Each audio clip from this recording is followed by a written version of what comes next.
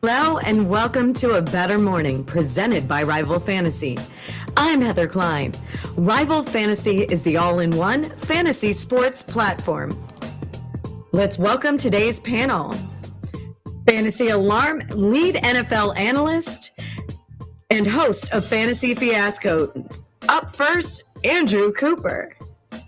Award-winning host, the fantasy exec, Corey Parson. Host of Her Story in the Making, Britt's Fantasy Blitz, and co-host of Lightning Round, Britt Flynn. Welcome, everyone. Good morning, guys. Feels Happy good to be on Monday. the big screen today. Did you see that? Boss screen. Yes, that's right. Oh boy, the Oh, egos, right. the egos on this show. It might have to be a permanent change. It felt like the right way to do it, I thought. Squeaky wheel gets the grease. Right. I was like, you complain, you receive. Well, I wasn't much complaining. It was more of a call for justice. There you go. Oh, I like that. I like that. Justice heard, Coop. Justice heard. That's right. Justice prevailed. Yeah. We don't put Coop in the corner, right? That's right. You can't. All right, let's get to it, guys. Although it was a preseason game, the Pittsburgh Steelers did their thing on both sides of the ball against the Buffalo Bills and beat them 15-27. The Bills' offensive line needs some work, and the penalties stacked up. How concerned are you about the Bills this season, and do you feel their production is an isolated situation? Britt, you're up first. Man, I'm very concerned. 21 penalties over the first two preseason games. Then they lost their backup offensive lineman, Tommy Doyle, for the season. And this was after they'd already hosted workouts for offensive linemen 4 days ago. So they absolutely know that this is a weakness. The Bills are one of the only teams in the AFC East that did absolutely nothing in the offseason to improve their team, except for drafting Dalton Kincaid. And they have such a tough schedule within their division and against the NFC East. We've been preaching on this show since the beginning to take the under on their win total, and it seems that this preseason is kind of confirming our priors on this. Josh Allen himself looks off, and if anything happens to him for any amount of time, they are in huge trouble because their backups don't look good at all. They need a come to Jesus moment if they're going to compete this season. Amen. Yeah, I'm with you there, Britt. And I don't think it's just Josh Allen. I mean, this team is top heavy at a lot of spots. When they invested a lot in Von Miller last year, when they lost him, the defense didn't look good. Josh Allen, obviously a mobile quarterback that gets nicked up. What happens if this team loses Stephon Diggs? I mean, it is crazy top heavy. And it's funny that they just played the Pittsburgh Steelers, a team that addressed a lot of those issues recently, but for a very long time was the extreme example of that type of team, where they had one of the best teams in the league on paper for a long time with the Killer Bees, Antonio Brown, Le'Veon Bell, and Big Ben. But at any given time, one of those players would go down year after year, and they'd be done. Just that's all it takes for some of these teams that invest in such a small, consolidated group of guys. So this Bills team looking pretty rough right now. Yeah, them AFC unders, I think, is a smart play when you're doing your win totals and stuff like that. I also saw where a company sent an email that they have a win total game now, so we have to get into that, Brit. But listen, I've been talking about this Buffalo Bills situation, like kind of from the jump. Don't like the chemistry of the team, what they went through in the offseason. Don't like the fact that they came back into OTAs still mad. That offensive line is problematic. So those are some things really, and then that AFC East is extremely tough, and those teams have tough schedules this year. Like I was looking at the Patriots schedule, which is much similar to the Bills schedule, and they're playing playoff style competition every week. This is a fade on the under 10.5 for me. This is even a fade on the Buffalo Bills to make the playoffs. Now, what I will say, and we can go back to the full box, is because this is what I want to talk to my fantasy friends about. James Cook is in the 5th round of fantasy drafts now, right? And you know who else is played in that game? Jalen Warren is also somebody who is moving up as well. Curious to everybody's thoughts on Cook and Warren. Honestly, I'm still on James Cook just ever since the books moved in favor of him too, because That to me, that's a big indicator. They're the experts of all experts, and they're setting the line for James Cook as if he's going to be the 3-down back. So I'm in on James Cook, but man, it's hard not to like Jalen Warren. The 62-yard touchdown this week. A lot of the metrics behind the scenes have pointed at him being more efficient than Najee Harris. It's hard to say that he's a better back at this point, but people are saying it. Well, he's more efficient when you look at that sample size, but the sample size has not been that big. Right. Najee's been behind a bad offensive line. He's been put in these situations where he's forced to run the ball, even in bad situations. I don't know if Warren gets the same type of workload as Najee, if he's going to still be that efficient. But that said, he did look damn good. Yeah. Also, I will point out from the sample size, when you look at the types of plays, they're more conducive to more yards, even if it's put it this way. You look at the week 1 preseason game, Jalen Warren, the first 2 plays he played were 2nd and 11 and 3rd and 10. And if you run on that and get 7 yards, that's not a good football play, but it's great for yards per carry versus, say, Najee Harris running on 3rd and 1 and getting 2 yards. That's a good football play that kills you yards per carry. So we do have to take context into it. But I mean, the context of a 60-yard house call, it's undeniable. Yeah, but I agree. The metrics on Warren say a good player. Same thing with Cook, really. The metrics on Cook say a good player as well. So, Yeah. And then to see Cook in the 5th last night, I was like, oh, it's over now. Yeah. Well, I'll tell you what, that whole group of no, I don't know if I can take him there right now, but that whole group of guys, and I'll throw guys like Rashad White and Cam Akers, even James Conner in there. That's a big reason why people are comfortable starting wide receivers early, because Miles Sanders goes in like the 4th or 5th too. There's a whole group of guys there I like. It's the Battle of the Beltway, with the Ravens and Commanders finishing up the second week of the NFL preseason. What are you looking forward to seeing in this Monday Night Football game? Coop, you're up first. Yeah, so the Commanders' offense is pretty settled. Like, we know who's doing what. We just need to know if the quarterback's going to be any good. So to me, the Ravens are a lot more interesting. They're no longer using a fullback. They have basically converted Patrick Ricard into a Nick Boyle type tight end. So I want to see this real team come out with the real offense. Hopefully Lamar Jackson then play for a good amount. And I want to see what this air raid offense really looks like with, Zay Flowers, Odell Beckham Jr., Rashad Bateman. I know Bateman's banged up, and, Mark Andrews might not play either, so he might not even get it. But what we do know is this Ravens team plays for keeps in these preseason games. I don't know what Harbaugh's been telling these guys, but it doesn't matter who plays in the game, starters or not. These guys have won 24 of these games in a row. So I got money on them to win versus Commanders here. I would just like to see what the real offense is going to look like, or at least the vanilla version of it. Yeah, be careful with that tonight. That for some odd reason, sharp money is coming in on the Commanders, so that's going the other way. So, money's already in, Corey. All right, there you go. Well, I'm riding with you, my brother. You know what I'm saying?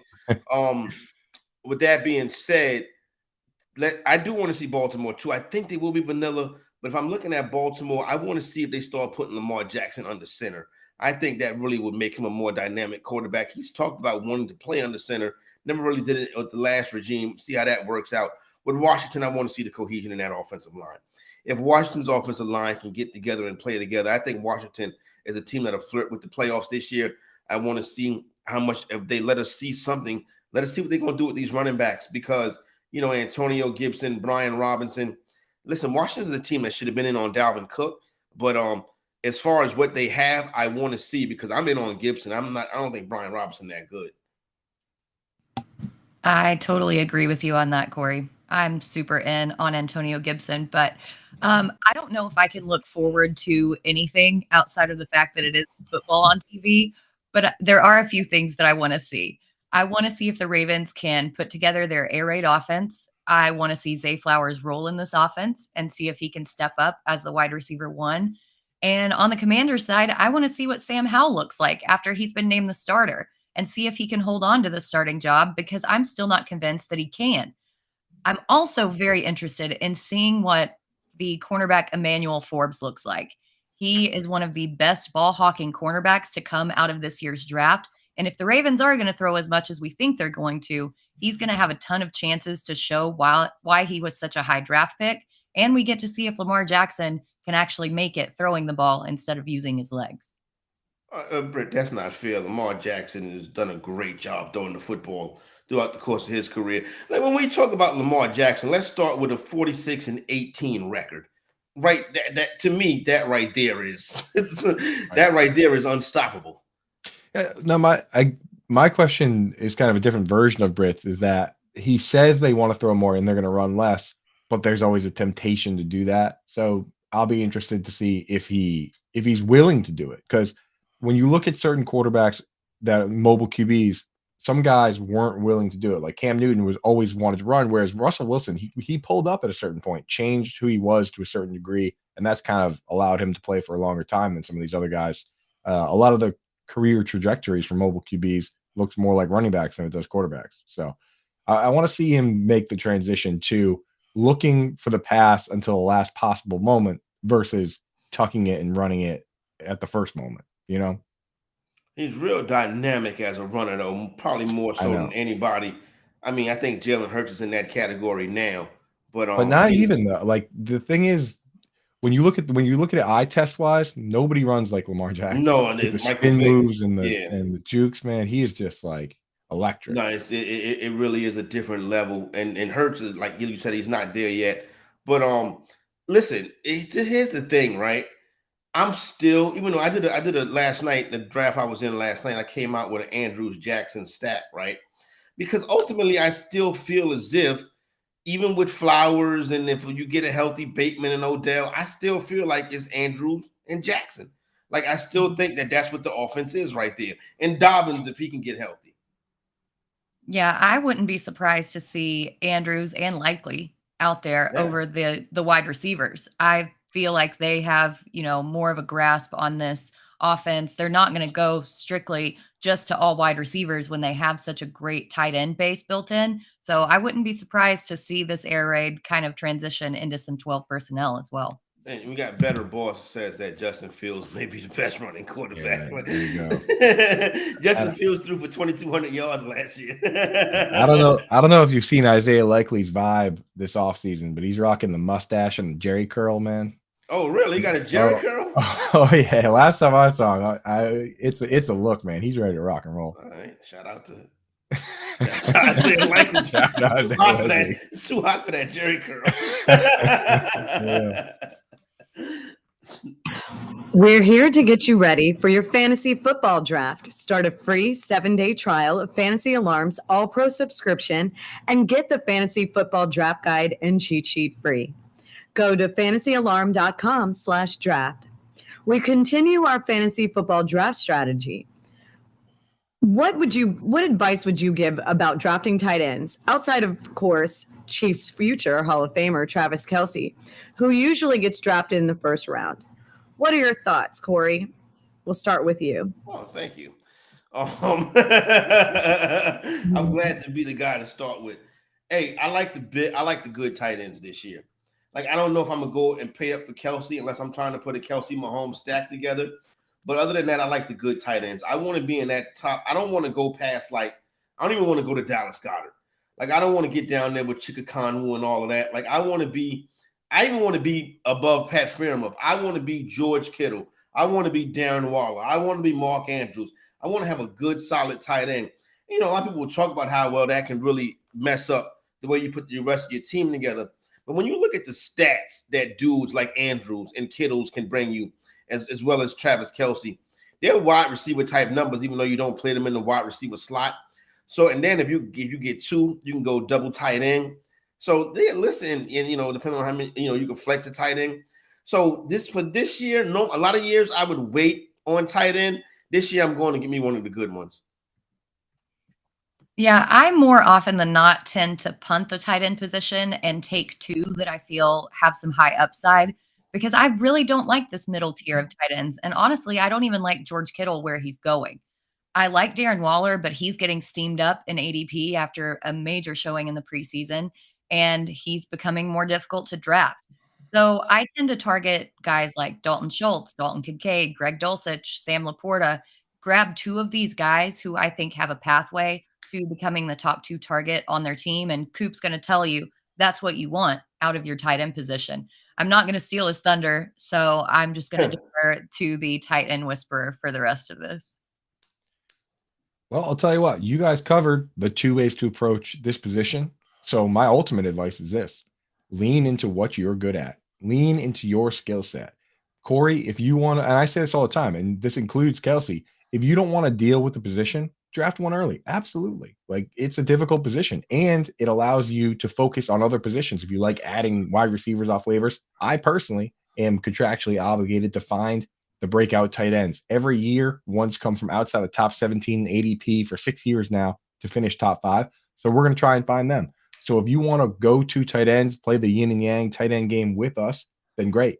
And if not, and you don't feel like doing that, then draft one early. That's the beauty of the position, is you can kind of lean into what you feel like doing and what you believe is going to help you win. Lean into your strengths. And didn't you say, Coop, that out of those top 12 tight ends, like out of your breakout tight ends, at least one has ended up in the top every single year? Yeah, top 17. Oh, for my list? Yeah. From my article, we've got some pretty good stats on that. No one from my fades article for 4 straight years has ever finished top 5.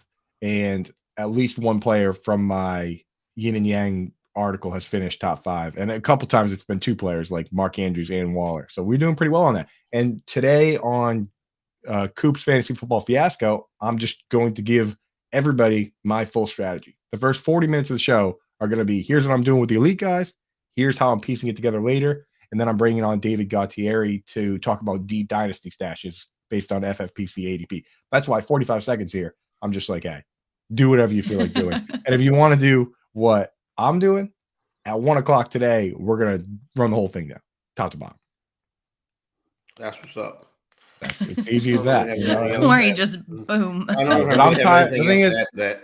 I'm tired of telling people do exactly what I do, because they don't have to, right? They can do whatever they want. But if you want, the easiest way to do it is just follow me on Twitter. I'll just tell you exactly what I'm doing. And for the last few years, it's worked out pretty well. Can't guarantee it every year. That Evan Ingram. We did have last year. If the yin and yang finally showed up last year, Evan Ingram. The yin and yang tight end strategy, Corey, is basically you wait until late and then pick the safest possible guy to start for the first couple of weeks and use a bench spot to, you don't even have to draft the guy if you don't want to, but just dedicate a bench spot to rotating guys in and out until you hit the breakout. Last year was probably the easiest strategy year ever for this strategy ever, because Zach Ertz had 6 games with no DeAndre Hopkins. So we had 6 games of the safest possible pick ever, the most boring safe pick ever, to find the other guy. And if you just took Zach Ertz and then pivoted to Evan Ingram, you had the tight end 3 for the entire season. So, Coop, what do you do with your strategy? What do you do with Kyle Pitts? He's in the top part where there's a you ignore. Well, there's a group at the top where if you take one of those guys, you don't draft the second one. So if I draft, and I don't mind drafting Kyle Pitts if I'm just going for upside, but I'm not taking a second one. So if I draft Kelsey, Andrew, the guys I like at the top are Kelsey, Andrews, Pitts, and Waller. Just shoot for the moon, go for upside. We don't care about floor at all.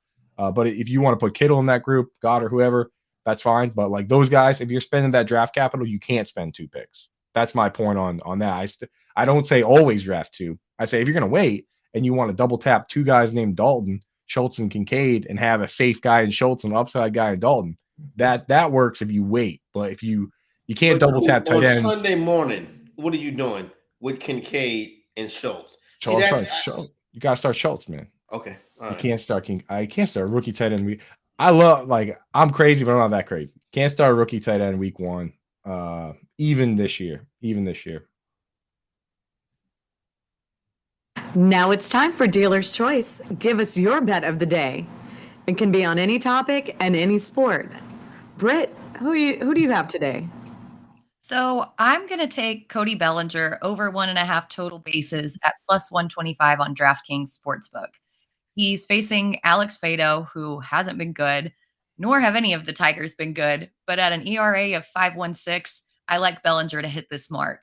He's batting .326 against right-handed pitchers this season with 13 homers and 44 RBIs. So I think that this is a very solid wager today at plus money. Boom. This is the part of the preseason where I start looking around at the usage for guys. and I know it's small sample size, but we can glean some information. Some important things like when they say, oh, the starters aren't playing, and then certain guys do play. That's important information. The other one is you look around and see who's playing in 2 wide receiver sets and who's playing in the slot. Well, with the Colts, we've kind of gotten a mix through 2 games now. That actually paints a pretty clear picture of what they're doing at wide receiver. It's Michael Pittman and it's Alec Pierce. Those are going to be the 2 guys playing the full snap shares. And Josh Downs has already pretty much beaten out Isaiah McKenzie and the other guys to be the slot guy, but he's virtually only played in the slot. So I look at Alec Pierce with an over-under of 550 yards in the season, and I'm feeling pretty good about that. So give me over on 550 on Pierce, given how they're treating him this offseason and what his role likely is. I took Pierce in the draft last night, so I feel pretty good about that right there. Let's go. Yeah, I mean, in the flex draft, I'm in the flex best ball, and on my fantasy league, and they show the times that it take people to pick. The most popular dude in our industry is at 22 hours, and he's drafting on the turn too. Oh boy, brutal. A certain fantasy life play. Yeah, exactly. Oh, interesting. But what I will say, this is start on Saturday. We get football back, real football. We get college football on Saturday. Notre Dame opens up in Ireland versus Navy. Right now, the number is 20.5. Go ahead and lay the 20.5 before he gets to 21. They're playing in Ireland. They're playing in Ireland. Can you imagine that? That's gonna be rowdy, dude. It's not only gonna be the professional drinkers of Ireland, but we probably sent our best and brightest over. Yeah, I'm sure. Yeah. That is gonna be something. What time's that game at? 2:30. At 2:30. Okay. That's cool, about it. I didn't know they were doing that. That's awesome. They're doing that. Notre Dame Navy in Ireland. It might be on Peacock and nobody will be able to see it. No, I'm just playing. Sorry. Had to get a little zing in right there. What are some other good games from this week? I'm not as much of a college football guy, but it's nothing. USC plays this week, so Caleb Williams get a chance to start. Yeah. Is it San Jose State that they're playing? They play San Jose State. Yeah. But usually a lot of cupcakes early, right? Unless you go to the FCS side of the schedule, you don't see this. But there's actually a very good game in Atlanta that's going to be on ABC Saturday night with South Carolina State versus Jackson State. So we'll see how Jackson State looks without Dion. After, yes. Yeah. So I will say I'm doing college football projections, and I've got the Pac-12 and SEC. The amount of orange in Colorado, which denotes transfers, the whole absolutely thing. Insane. Oh the entire thing. Imagine, the entire thing. Yeah, I'm interested to see how that goes. I did after listening to Corey. Hit that 3.5. I did sprinkle. Yeah, I did follow Corey on that. It's also fun. You know what I mean? Like I believe in it, and it's just fun to root for primetime. And you're gonna have a lot of primetime games to watch. Yeah, so, you certainly will. Yeah, Guinness for breakfast. So much more than just a breakfast drink, right, Tommy? It's always Guinness time, baby. That's those fall weekends, breakfast for beer for breakfast. Oh yeah, I can't wait for it to I love those football jamboree mornings where it's you could smell the grass. Dude, I'm getting fired up for football. The early football, it's not quite the same. You need to be just a little bit cold and crisp out. I'm not sure if it gets cold and crisp down where you guys are, but eventually for about 2 weeks. It will around Christmas. Exactly. Yeah. But no, that's the best. I'm fired up for it. Guinness looks like some coffee though, right? Looks like a good old cold brew. Guinness does. That's right. That's the old trick in the book. All right, that was today's edition of A Bettor Morning. Thank you to Corey, Britt, and Coop. Make sure you check out Fantasy Fiasco at 1 p.m. Eastern with our very own Coop, and Britt's Fantasy Blitz at 2 p.m. Eastern. And if you missed any of our shows, you can find them all on our YouTube channels and at bettorsports.com. We wish everyone a better day.